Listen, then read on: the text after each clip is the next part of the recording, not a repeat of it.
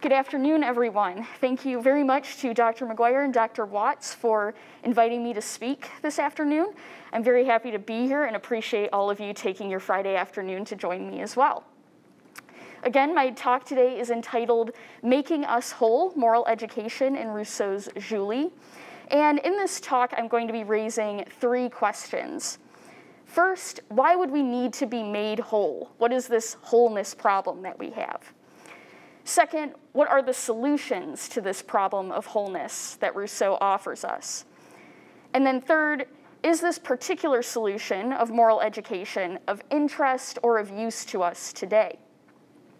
So for those of you who are not familiar with Jean-Jacques Rousseau yet, he was a philosopher from Geneva writing in the 18th century, and he's famous for his critiques of the Enlightenment and for his frustratingly complicated and self-contradictory writings. In spite of, or perhaps because of his complexity, he inspired thinkers as various as the French revolutionaries, the Romantics, Kant. They all take their inspiration from his writings that span politics, philosophy, literature, drama, botany, music, and autobiography. He's a very comprehensive thinker, and he deals with every facet of human life in his works. So his fundamental thesis is that human beings were once naturally good, but we have accidentally created conditions that have deformed us and made natural goodness inaccessible to us. We're no longer good and we're no longer whole. Well, if we're not whole, then what are we? Rousseau reveals two dimensions to this lack of wholeness. First, we are incomplete. That is, we lack something inside of us. We need something that we don't have. And then second, we are divided. We're not a coherent being, and we have conflicting desires within us. We are now needy beings, always looking for something outside of ourselves to satisfy us. We're not content to simply be with ourselves. We desperately want to fill voids in ourselves that we don't even fully comprehend. What is it that we're looking for? Well, one of the primary things we feel we need is affirmation and admiration from others. In his second discourse, Rousseau describes this new history of humanity. And these naturally social, asocial, good, whole human beings gradually become social and develop amour propre, or vanity as we'll be calling it. We want to be esteemed by others and considered superior to others.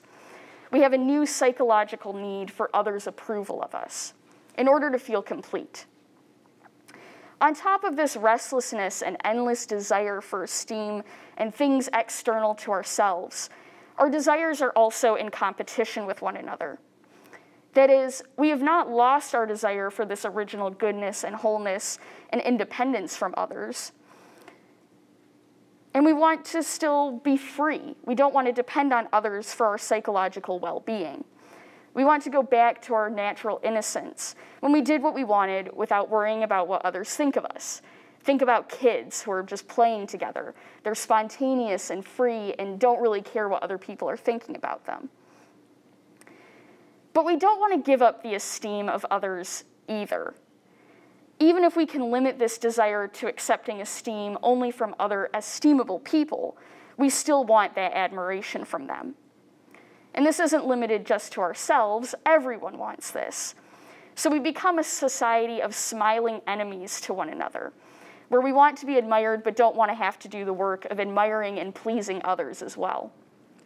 So I think a really good example of this phenomenon actually comes from the movie Mean Girls. So in one scene, the queen bee, Regina George, compliments a girl on her skirt as she's passing by in the hallway. And this girl is clearly overjoyed to have the attention and admiration of Regina. But as soon as the girl walks away, Regina turns to her friend Katie and says, quote, "That is the ugliest effing skirt I have ever seen." So this girl was clearly so happy to have this admiration from Regina, but it wasn't sincere. And by telling her friend Katie, who has also been admired and complimented by Regina in the past, Katie realizes that that compliment wasn't sincere either. There's no actual sincere relationships between human beings in this condition. So this neediness and dividedness originally arise out of a seemingly innocuous development and rearrangement of human activities. We divided labor up between human beings in order to produce more, but in doing so, we now depend on others to acquire all of the things that we would want or need that we don't produce for ourselves anymore. This very first division of labor also falls along gendered lines. Whereas in nature, males and females shared almost identical ways of life, according to Rousseau's New History of Humanity. These solitary males and females would come together, rarely, mate, and then go their separate ways. Now, 9 months later, the mother would have to start raising this child that usually results from this interaction with the mate, but only has to raise it for as long as the baby needs physical nourishment from her. Otherwise, Rousseau says, child rearing is not that much of a burden on women, and it doesn't significantly differentiate her from her male counterpart. When humans start living together in communities and then in families, the new ways of life that each sex engages in creates gender differences between them. Males and females now become men and women, with different characters and different roles in relation to one another, because they live different lives. Men are out in the world bringing home the bacon, the women are tending the huts and caring for the children. We now owe each other certain moral considerations because we have new moral considerations and expectations for this love relationship that's developed. Duties develop when human beings become social, and they come into conflict with our desire to return to our original freedom and wholeness. Distrust, jealousy, envy, and even more perverted vanity result. Rousseau, having diagnosed this problem of wholeness in human beings, offers us then 3 general solutions to overcome this wholeness problem: the political, the familial, and the individual. The first option, the political community, is laid out in the social contract, in which he constructs a republic where the general will rules. Each person wills the laws that serve the common good of this community, and this political unity restores us to our wholeness. We're subsumed into the whole by uniting our wills with others' wills. Our duty is to our fellow citizens, and cultivating patriotism helps us to fulfill this duty to others. Now, this is by far the most denaturing solution to the problem of wholeness, taking us even further away from our original state. Rousseau thinks that nature is good, so this isn't the ideal solution. Let's see if we can find something even more natural. The second option, familial love, is most clearly laid out in Emile, or On Education, where Rousseau follows the careful education of a fictional boy to retain his natural goodness from childhood, as long as possible until he has to join society. We follow Emile's education from infancy to young adulthood and the corresponding education of his future wife, Sophie. Emile is subject to the absolute control of his tutor, but he's kept completely unaware of this control, so that he only feels the limitations imposed upon him by the world of things. He's never dominated by others' wills as far as he knows, so that he doesn't learn to exercise his will over others and seek to dominate them. In this way, he remains a natural human being who is whole and self-sufficient, at least throughout his childhood. When he gets older and has to join human society, he will be made to feel that he's missing a mate and is going to spend his adolescence and young adulthood searching for her. Meanwhile, his future wife, Sophie, has been raised to always feel others' wills imposed upon her, so that she learns how to subject herself to the will of her future husband. But also, secretly, she's learning how to use her own will to dominate him in the correct ways so that he doesn't feel this domination on him and always commands her to do what she really wants to do. Emile is raised so that he's not really going to have a desire to dominate others, but decisions have to be made in a family, and that responsibility is going to fall to him. The young couple is raised differently from each other in order to make them feel even more partial than they are. They're made to feel that they're missing something fundamental that they can only find in romantic and then conjugal love. And they are made into beings with only a certain set of skills, so that they will depend on their spouse to compensate them for what they lack. This wholeness comes from being united with another person. This is better than the political solution, at least because it is based on love, which, on at least one account of Rousseau's, arises naturally in humans as they become social, even though it is not natural to them prior to sociality. Can we get even closer to nature, though? This third and final option, individual freedom, seems to get us closest to nature and is the solution that Rousseau himself seems to embody, as described briefly in his Confessions, which is a reference to Augustine's Confessions, and expressed most fully in the Reveries of the Solitary Walker. As another scholar, Joel Shorts, describes this process, Rousseau becomes a whole unto himself by appropriating feminine judgment and adding it to his own masculine judgment. This eliminates his moral need for a spouse and unifies his inclinations by eliminating his duties. He remains with his wife, Thérèse, but they're not halves of a moral whole the way that Emile and Sophie are made to be. Rather, they're like those natural, asocial humans who have physical relations but no meaningful moral connection between them. They give up their 5 children to orphanages, and there's really no romantic connection to speak of between them. So Rousseau becomes both male and female in a moral sense, and so approximates natural goodness and natural genderless humanity, albeit via a different avenue, because we can't simply go back to nature on his account. This moral freedom is the crucial dimension of human freedom that maintains or restores our original wholeness. He no longer needs someone to help him judge his actions, and he's restored to independently following his inclinations. Our contemporary concerns, I think, make us more inclined to be interested in this last option. How can I get rid of my pesky longings to fulfill my desires, or to fulfill my duties to others that are in tension with my self-interest? How can I be free by eliminating my dependence on others? We don't want to be dependent on our spouse or really sacrifice our individuality for them.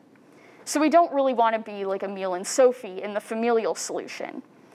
We don't want to wholeheartedly give ourselves over to love and the moral demands of our companions. Ultimately, however, this individual solution, as Rousseau embodies it, doesn't end up appealing to very many of us either, at least if we really understand what it entails. It apparently involves a total rejection of romantic and conjugal love in favor of total independence through real solitude. Most humans have these longings for love and companionship, and ultimately cannot escape them. Now, it's very likely that we reject Rousseau's familial solution because we want to have our cake and eat it too. We want to be loved and cared for by our partner without having to fully love or care for them in the same way back. We take longer to get married now and have kids. We're having fewer kids generally, and some people are just rejecting these relationships altogether. We're not willing to be honest about our deepest desires, or we're unwilling to do the difficult thing in order to do the right thing. Neither of these are good reasons to reject Rousseau. They just reveal our personal shortcomings. But I think that there is a solution that Rousseau offers us that is more tasteful to us and more consistent with his thoughts on the dangers of dominating and being dominated, which is part of the real problem of Emile and Sophie. There's another version of this individual solution that enables both men and women to take on the characteristics of the other sex and achieve wholeness without depending on another person. Now, this is in contrast to Schwartz's argument where he says that this is possible only for a select few, like Rousseau, and really it's only available for a few select men. Men are physically independent from women in a way that women are not, at least during certain points of their lives, because of the burdens of sexual reproduction in society. So while a man can reduce his physical strength and obtain feminine judgment to become whole, Schwartz argues that women will never acquire the increased physical strength of men, even if they could acquire the masculine judgment that they lack. So physical independence is certainly important for Rousseau, and Schwartz's point about women's dependence, at least at certain points of her life, is well taken. Any form of dependence is harmful on Rousseau's terms, but it can be made healthier or unhealthier depending on how we organize our relationships of dependence. If women could be educated to moral independence, and relationships could be established between two morally whole individuals rather than morally partial beings, then this would be a great improvement to the physical dependence that women would typically face. Ironically, this individual solution, the alternative for both men and women, is found in Rousseau's 600-page romantic novel, Julie, or The New Eloise, which is generally read as a morality tale about chastity, romantic love, and confinement of women to the home and the family. So how could this possibly offer us a model of moral education and individual freedom that would be anywhere near tasteful for the 21st century? So first we're going to establish that this novel really is about education, and then we'll have to figure out what this education does for us, how it relates to us. So to summarize Julie, the story follows the life of this young woman, Julie, from her young adulthood when she and her tutor, Saint-Preux, fall in love with each other. Julie comes from an aristocratic Swiss family, and her father is never going to allow her to marry this nameless tutor. Julie and Saint-Preux are passionately in love with each other, however, and they're ostensibly passionately in love with virtue, as well as the virtue that they see in each other. Despite all their eagerness to preserve this virtue, however, they end up consummating their relationship, and Julie despairs over the state of her soul afterwards. Not only will Julie's father not permit her to marry Saint-Preux, but it turns out that he's also promised her hand to his friend Volmar, who once saved his life in battle. Volmar is much older than Julie, he's cold and analytical, but he falls in love with her and still wants to marry her in spite of her enduring love for Saint-Preux and her former relationship with him. Julie actually chooses to marry Volmar in turn. She's not forced into doing this. She experiences a spiritual conversion in the chapel on the day of her wedding, where she feels herself restored to virtue and able to take on the duties of being wife and mother to Volmar's children. Years pass, and Julie has 2 sons of her own and effectively adopts her cousin's daughter. And she economically and benevolently rules over the household with her husband, their servants, her cousin, and the small economy of laborers that work in the farmland and the vineyards surrounding this idyllic estate. They agree to invite Saint-Preux to come live with them at this point, and Volmar makes it his project to cure this young man of his enduring love for Julie, as well as his wife's enduring love for him. So for a while, it looks like this project appears successful, and Julie and Saint-Preux remain chaste throughout the entire time that they live together in the household. But their love is too much to be overcome, and Julie ultimately commits a sort of pseudo-suicide in order to escape the torment of this life with Saint-Preux, but not really being with him. So far this does not really sound like a book on education, so I think we can excuse scholars for ignoring it in preference for Emile, which is subtitled On Education. What is unreasonable, however, is to take Emile as Rousseau's definitive statement on education. Rousseau is generally too complex to take any single work as a definitive statement on anything. And Rousseau himself explicitly tells his friend Philippe Kramer in a letter that Emile is not meant to be, quote, a true treatise on education, Rather, it is a philosophical work on this principle, that man is naturally good, end quote. So you can't pick up Emile and raise real kids with it. So there's a serious possibility that there's more to the story here. While Emile is not an educational handbook, it does point us back to its predecessor, Julie, if we're concerned about education. If you take Emile seriously on its own terms, and in the context of Rousseau's other works, moral education is necessary because humans go through a fundamental change when they hit puberty. Rousseau claims in Emile that human beings are born twice. The first time for their species when they're actually born, the second time for their sex when they hit sexual maturity. We are born naturally good, as his famous thesis goes, but sexual differentiation and maturity requires us to become virtuous. We can no longer be good. We need virtue to follow our duties. We need to choose our duty over our inclinations. So a novel about romantic and conjugal love is therefore entirely about moral education for Rousseau. Now, it could still be the case that Rousseau is just telling us what virtue is and what is not, but Julie goes far beyond that. Julie is an epistolary novel, which means that his characters are writing letters back and forth to each other over the course of 13 years. Rousseau rarely speaks in his own name in the novel, and when he does, he pretends to be the editor of a collection of letters that he's just discovered. The novel, therefore, does not make a definitive moral statement, but rather is a model of educational exchange in the service of virtue. Not only is the form of the novel a model of education, but there are also two proposed methods of education in the novel. The one I'm focused on here today is the first one that's presented, Saint-Preuz's proposed revision to the curriculum that he's engaged to teach to Julie and her cousin Claire. Later, when Julie is married to Volmar, she will propose her own system of education for their children, but that's another story for another time, or perhaps Q&A this afternoon. Saint-Preuz transforms the education from an intellectual endeavor to a moral endeavor, which requires a new curriculum and a new method of teaching. He selects the work that they will study on the basis of their moral value.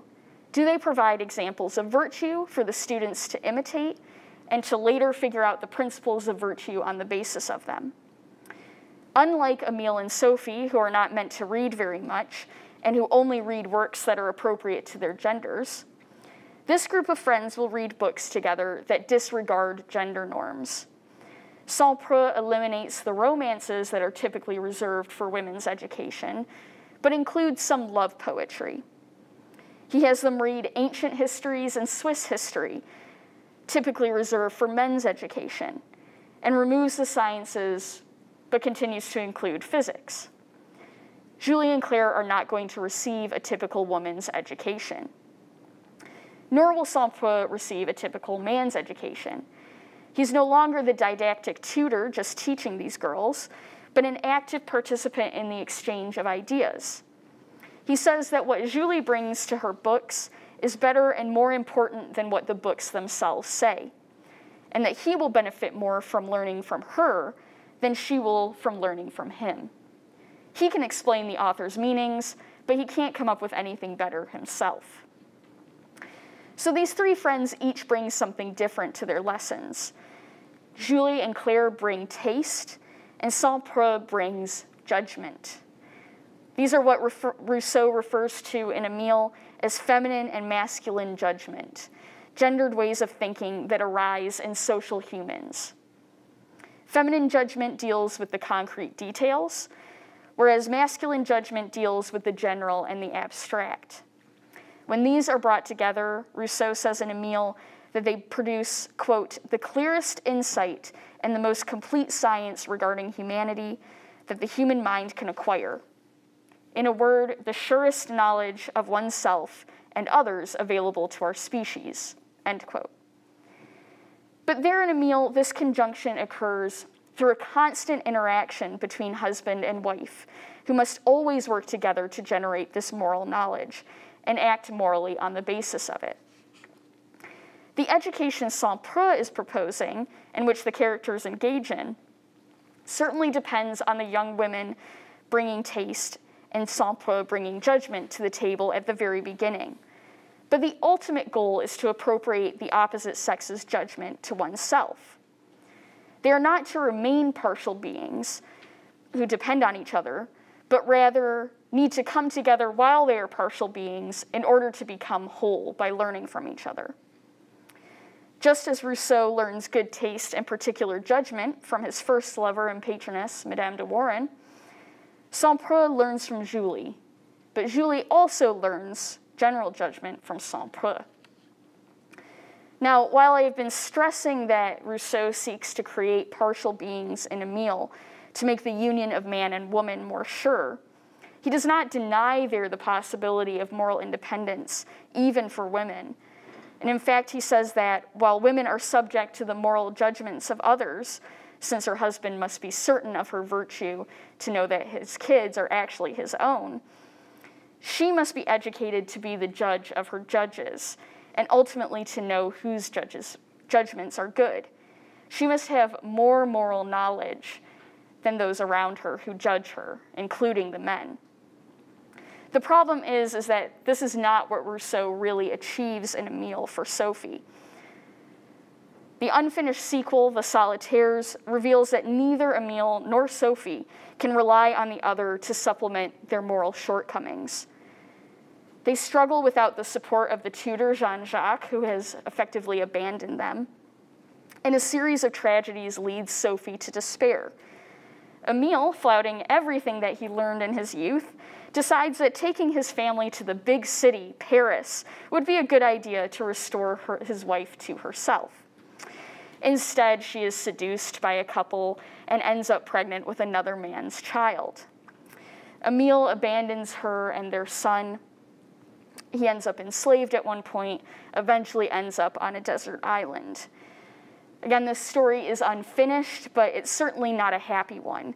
And it emphasizes that even the perfectly raised man and woman in Emile still need the support outside of their union, because the conjunction of partial beings is not enough to ensure morality. Julie resolves this by educating both Julie and Saint-Preux to be judge of their judges. They work to develop the capacity for both forms of moral judgment that together produce complete moral knowledge.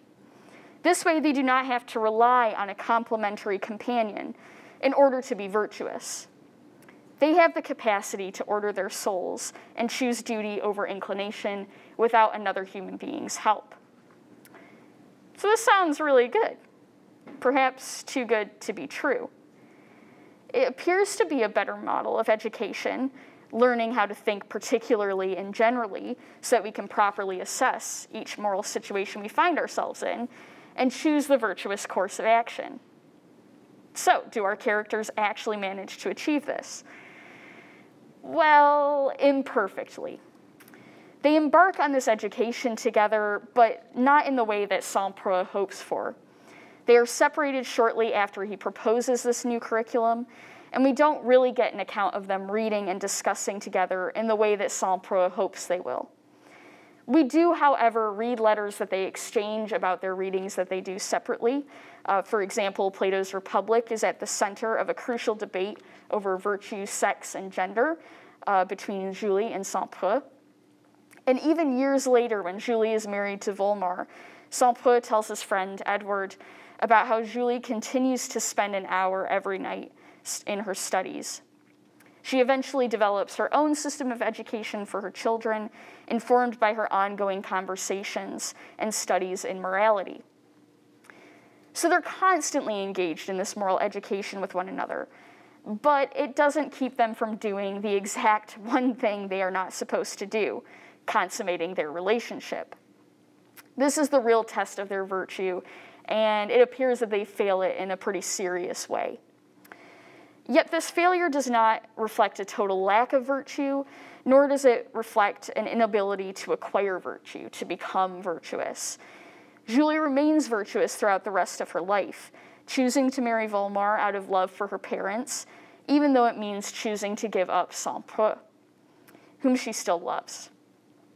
She's developed the requisite taste and judgment to choose well and has enough moral strength to do so, but again, only after that miraculous conversion in the chapel.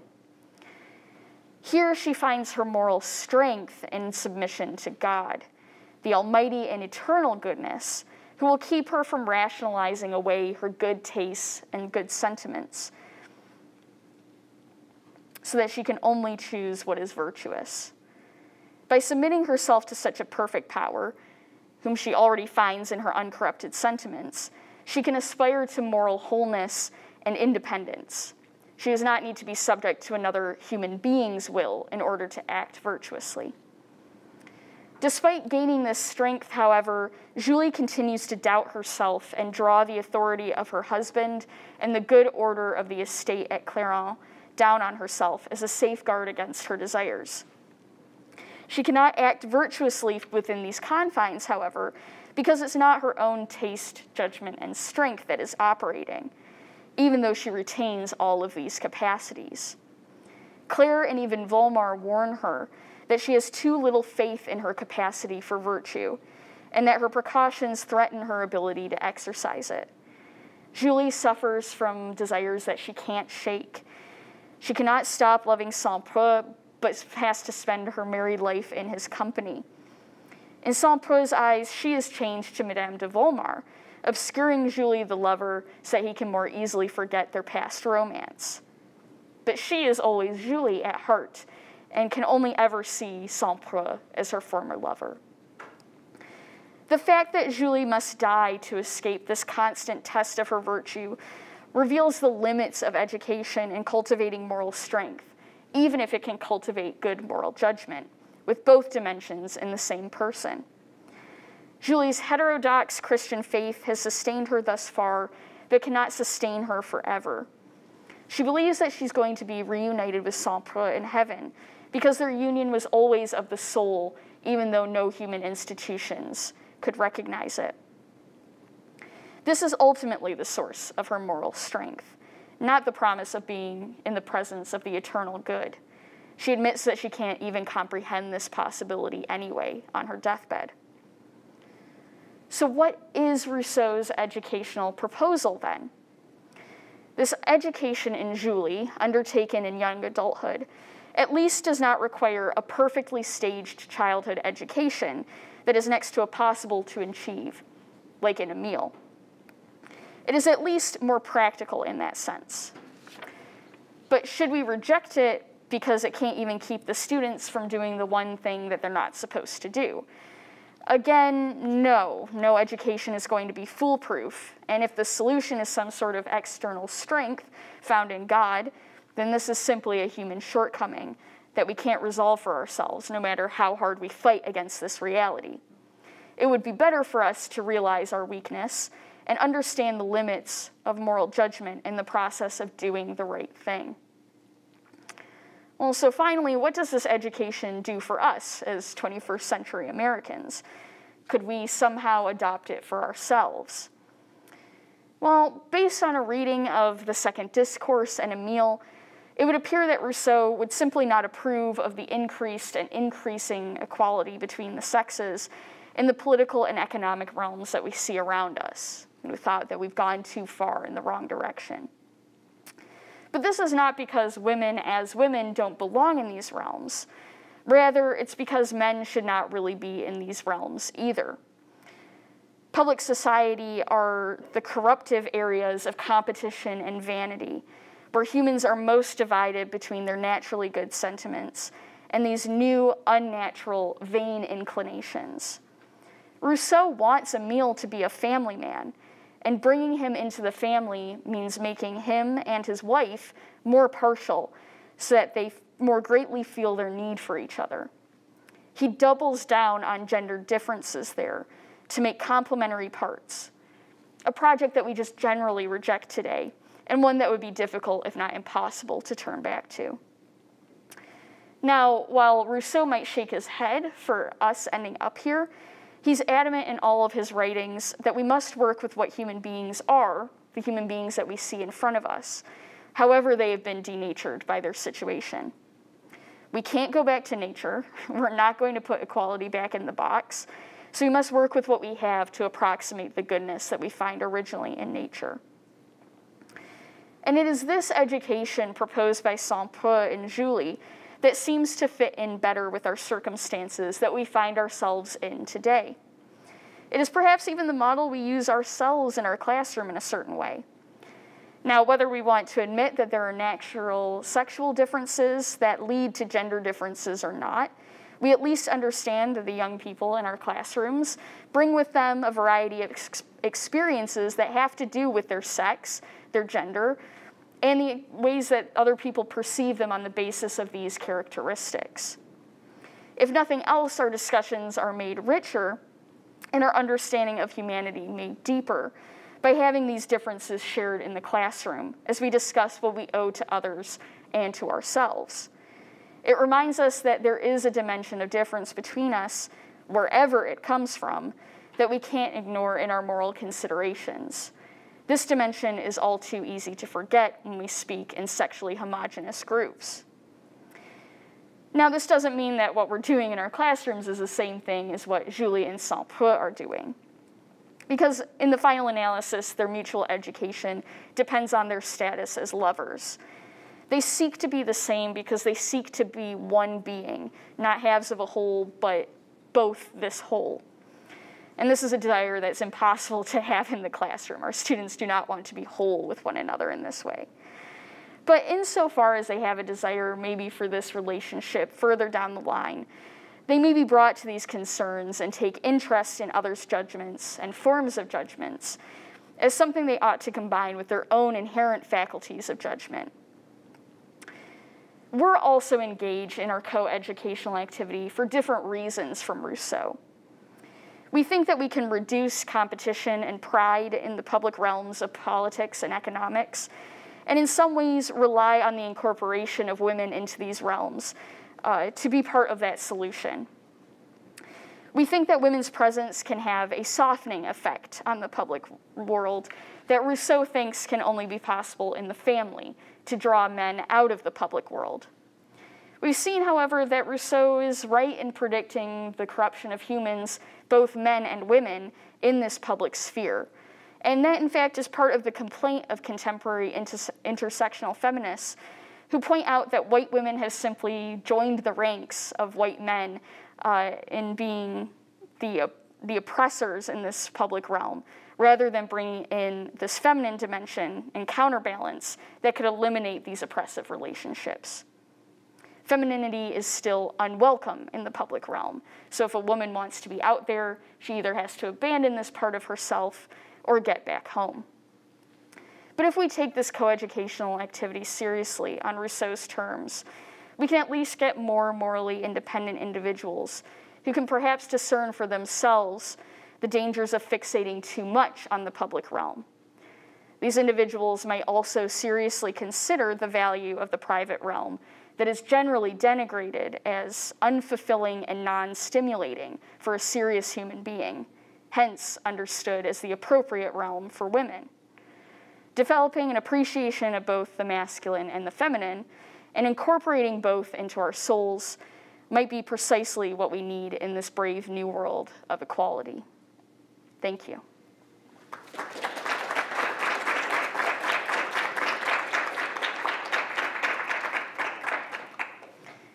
And I'm happy to take questions.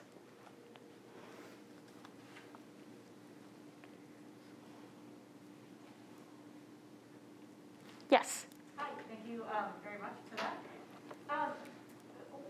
One way to read Emile and Julie is to see both as presenting a response to the second discourse, the problems emerged in the second discourse, and that Rousseau is offering an opportunity for how to educate the ideal citizen, right?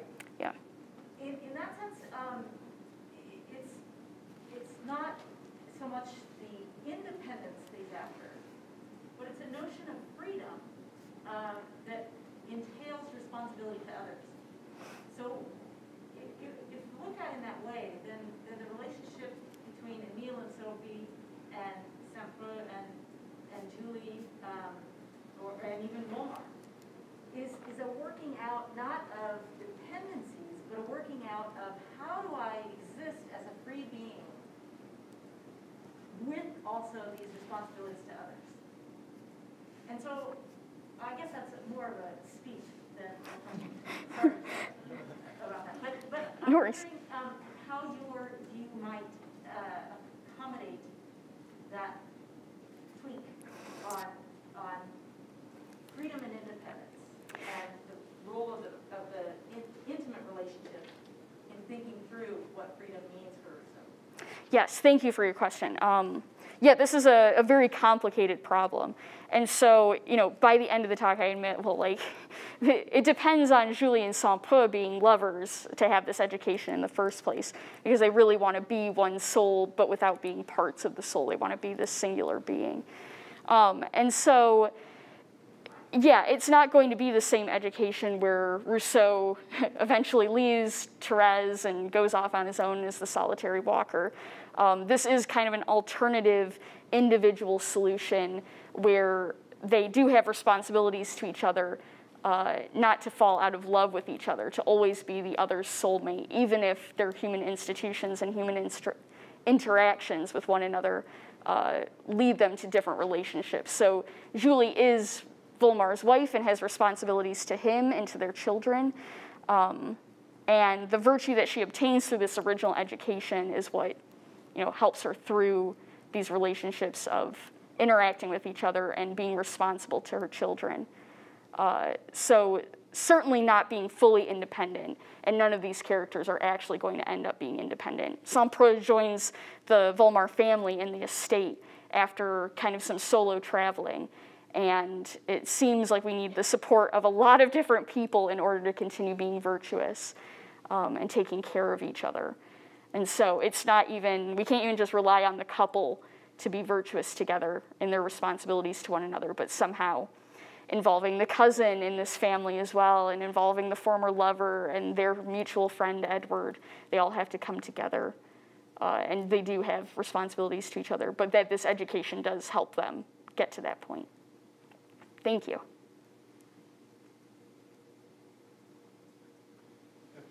Yes? Yeah, I'm curious. Rousseau says in the introduction to Julie that healthy societies have theater, sick societies have novels. Yes. Right? And in a healthy society, he would not be publishing Julie. Yeah. And I'm wondering, would you say that the story is, in a sense, a story about how you deal with a soul that's already been divided and is irremediably divided? Let's say you're sort of ministering to a certain kind of psychic tragedy. Yes.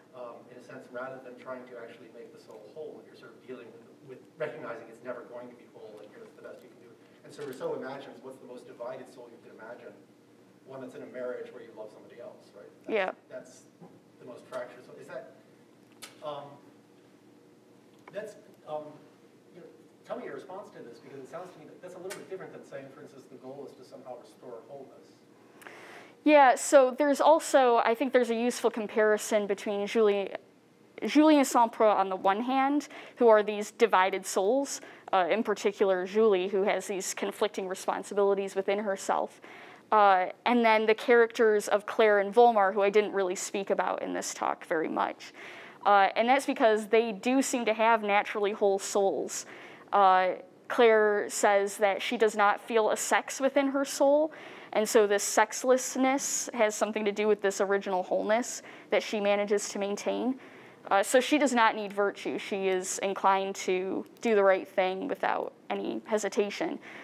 She only gets married because she is unhappy with her family life. The guy she meets is really kind. She says, all right, I can do this. I'll marry him and take care of his children, and it won't be too onerous for me. And then he fortunately dies fairly young, and then she's free again. And she says, I don't want to ever be married again. That was, not my ideal. Volmar is similarly whole and good in this way, and he's kind of asexual as well. But he is both feminine and masculine in the way that Rousseau describes him. He sees himself as a living eye, And the eye is the part of the body that corresponds with the woman in Emile. He has a way of seeing things and understanding things in terms of feminine judgment naturally. And it's not clear at all how either of these characters retain their natural goodness, but they are a very clear contrast to these characters that do have these intensely divided souls and have these kind of elevated passions and sentiments that require them to develop virtue, whereas these characters do not need virtue at all. They are good and can follow their duties that aren't necessarily in conflict with their inclinations. Thank you. Yes? Could you say some more about, you said that it can't be presumed anymore, for obvious reasons, that a classroom of students are going to be lovers to each other. Yeah. What can one think about the interest in virtue? Is there a connection? It seems like there is a connection, as you put it, between there being lovers and there being interested in virtue. Yeah. And so is that also off the table as to what one can appeal to in classrooms filled with difference? Yeah. Or, could you just expand out whatever your thoughts are? Yeah, that certainly feels difficult from my own conversations with students. It's very hard to take seriously that, sexual continence would have something to do with morality and is something that is important that we should consider. And this is part of the kind of rejection of sexual virtue that makes us say, like, no, women can be just like men.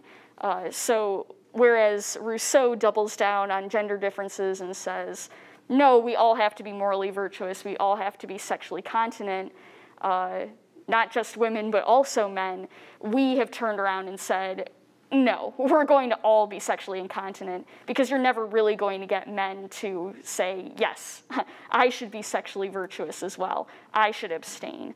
And so we've just said, okay, you can never educate or you can never get the men to do this. And so why should we have to suffer? Why don't we just get to do this as well? But that's not the moral choice. That's not the avenue that we should go down according to Rousseau.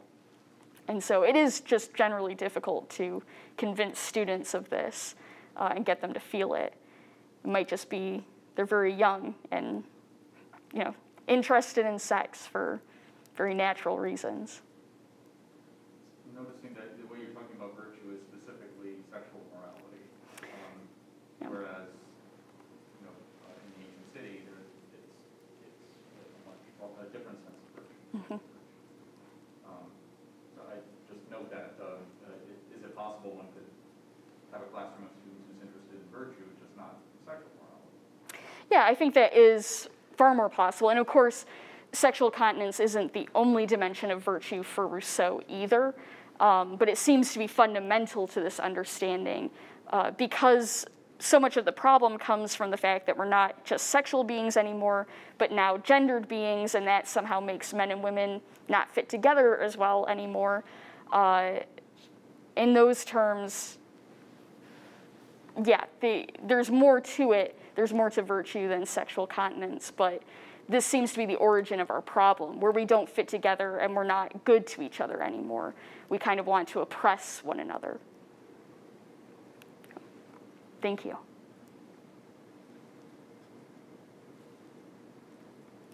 Yeah?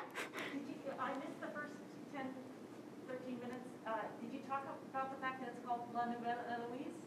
I did mention it when I gave the full title when I originally said it. What do you make of the comparison of Julie and Sempro with Abelard and Eloise?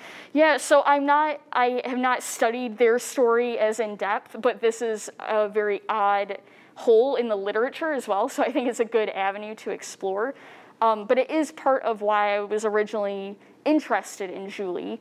I had never heard of it. I ended up reading Alan Bloom's Love and Friendship and his essay on Julie, or the new Eloise. And in his discussion of the comparison between her and Sempro and these two figures, this tutor-student relationship and this type of moral education, I realized, well, this is a book on education, and we don't read it as a book on education. And that was kind of the origin of the entire project. So that was part of the inspiration, but is something that I need to probably study more. Thank you. Yeah. Sorry, I'm just looking to like clarify. Yeah.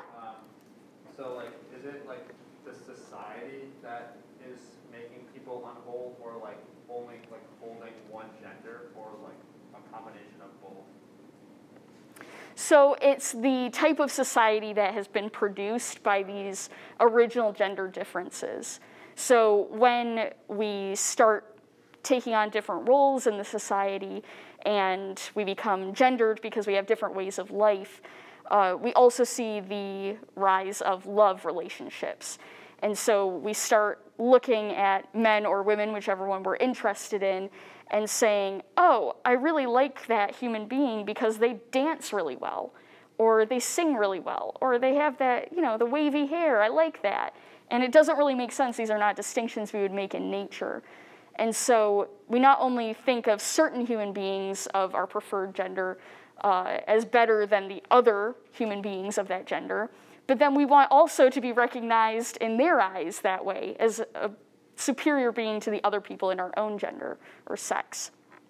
And so then we get all of this vanity, and we want to be seen as better, and that creates a society that's concerned with these things, and then we get concerned with them outside of the love relationship. Now we just want admiration for the sake of admiration, not just sexual appeal, but that is the origin of it. And so society gets more and more warped because of this original difference. And the original difference keeps showing up in society, but then society kind of becomes a monster of its own. Yeah. Just to follow up with that, so it's like the perception of gender, or like differences in gender after society that corrupts people. So like before society, like considering there's still like physical gender differences, that doesn't make people like incomplete until society exists. Yeah, they just, men and women wander around in the woods. They occasionally meet each other. Rousseau's account is that they're not together, in families or anything, and that there's so few of them that they only randomly bump into each other. And, humans don't have a mating season, so when they run into each other, they think, all right, I guess now's as good a time as any. And they mate, and then they go their separate ways. They have no reason to stay together. And so that only becomes significant when they get into society and things change about them. Thank you. Yep, thank you.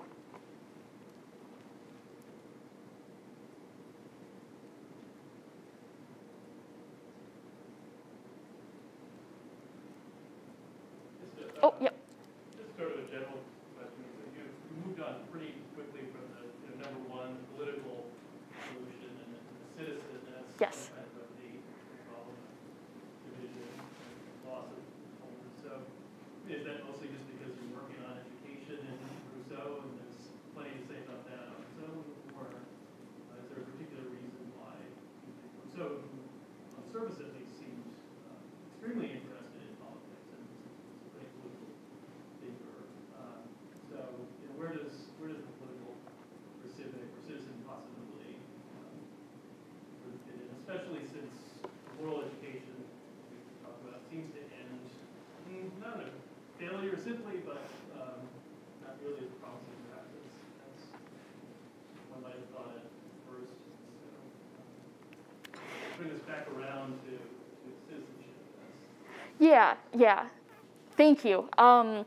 So primarily the, glancing over the political realm is simply because we're focused on this moral education solution. But there's, yes, plenty more to say about it in conjunction with politics.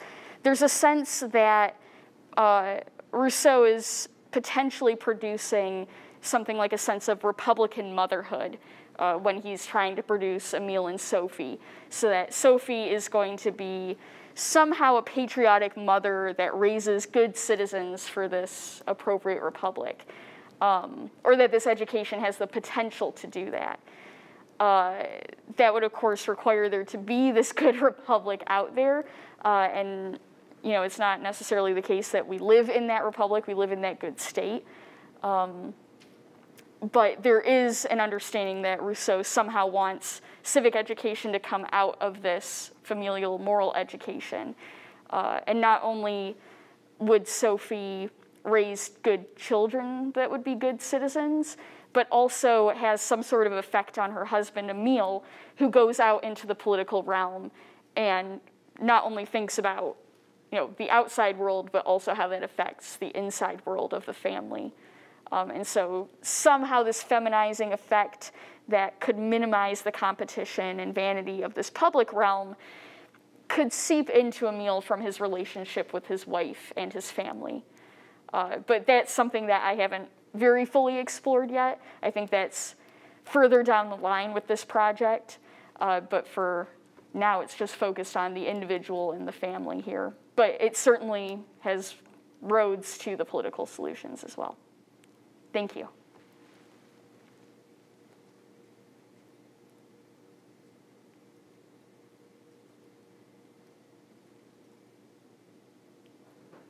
All right, well, I guess we can call it there.